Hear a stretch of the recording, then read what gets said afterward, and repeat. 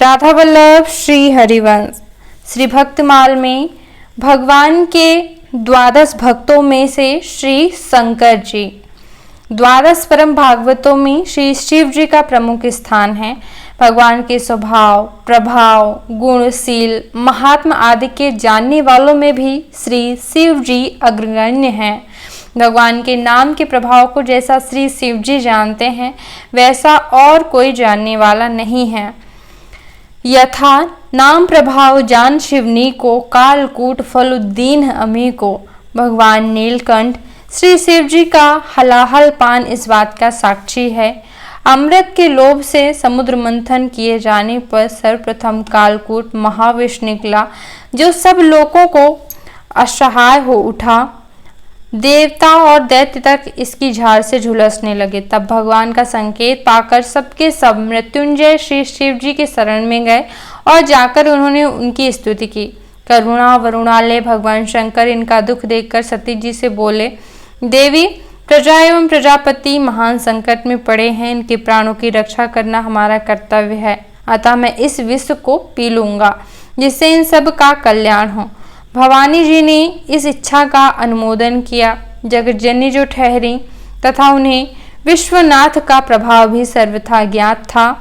फिर तो शिव जी ने यह कहकर कि श्री राम नाम समस्त मंत्रों का बीज है, मेरा जीवन है, मेरे हृदय में प्रविष्ट होकर स्थित हैं, तो फिर चाहे हलाहल पान करना हो, चाहे प्रलयानल पान करना हो, चाहे मृत्यु के मुख में ही क्यों न प्रवेश करना हो, भय किसका बात का। हलाहल विष भी पान कर लिया। आश्चर्य की बात यह है कि हलाहल पान के प्रसंग से श्री शिव जी की निष्ठा तथा जीवों पर दया का भाव प्रकाश में आता है। श्री तुलसीदास जी कहते हैं कि श्री शिव जी स्वयं निरंतर राम नाम का जप करते रहते हैं तथा अपनी अत्यंत प्रिय काशीपुर में मरने वाले प्रत्येक प्राणी को मृत्यु क्षण में श्री राम नाम का उपदेश देकर उसे मुक्त कर दिया करते हैं।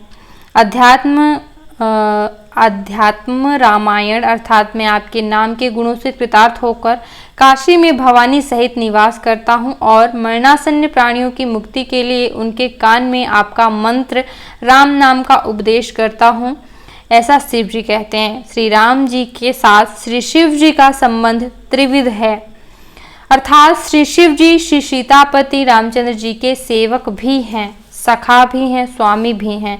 इस भाव का प्रकाश उस समय होता है जब श्री रामचंद्र जी ने सेतु बंधन के समय शिवलिंग की स्थापना की और उनका नाम रामेश्वर रखा। नामकरण होने के बाद रामेश्वर शब्द के अर्थ पर विचार होने लगा। सर्वप्रथम श्री रामचंद्र जी ने तत्पुरुष समाज बताते हुए अर्थ किया रामस्य ईश्वरः, राम के ईश्वर। इस पर श्री शिव जी बोले, भगवान यहाँ बहुब्रीहि समास है, अर्थात इसका अर्थ राम ईश्वरो यस्यासो रामेश्वरः, राम ही ईश्वर हैं जिनके वह रामेश्वर। इनके इस भांति है। ब्रह्मादिक देवता हाथ जोड़कर बोले कि महाराज इसमें कर्मधारय समास है, अर्थात रामश्चासो ईश्वरश्च, अथवा यो रामः सह ईश्वरः, जो राम वही ईश्वर है, ऐसा अर्थ है। इस आख्यायिका के तीनों भाव स्पष्ट हैं।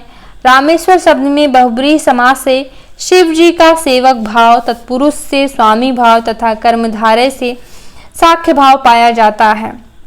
ऐसे अद्भुत भक्त हैं श्री शिव जी।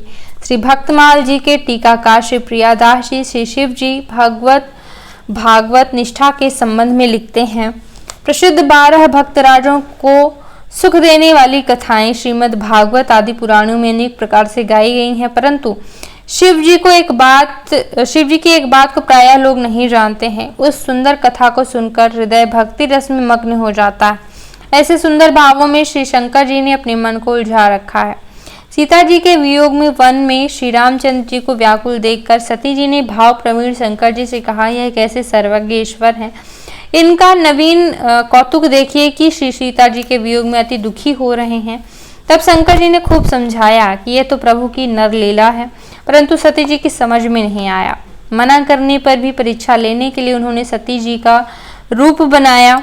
सती जी का रूप और वेशभूषा सीता जी के समान ही थी, उसमें थोड़ा भी अंतर नहीं था। श्री रामचंद्र जी ने उसे देखा, पर उनके मन में नाम मात्र भी यह बात नहीं आई कि ये सीता जी हैं। उन्होंने सती ही माना।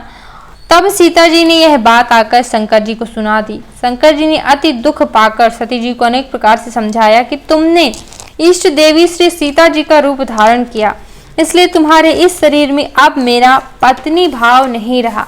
यह सुनकर सती जी को बड़ा शोक हुआ और उनकी बुद्धि भ्रमित हो गई। सती जी ने वह शरीर त्याग दिया। पुनः हिमालय के घर में जन्म लेकर वे शंकर जी को प्राप्त कर सकें। शिव जी श्री रामचंद्र जी की भक्ति भावना में इस प्रकार मग्न रहते हैं कि इतिहास पुराणों में उनकी कथा जगमगा रही है। प्रियादास जी कहते हैं कि मुझे शिव जी अत्यंत प्यारे लगे, इसलिए रीझकर मैंने इस कथा का गान किया है।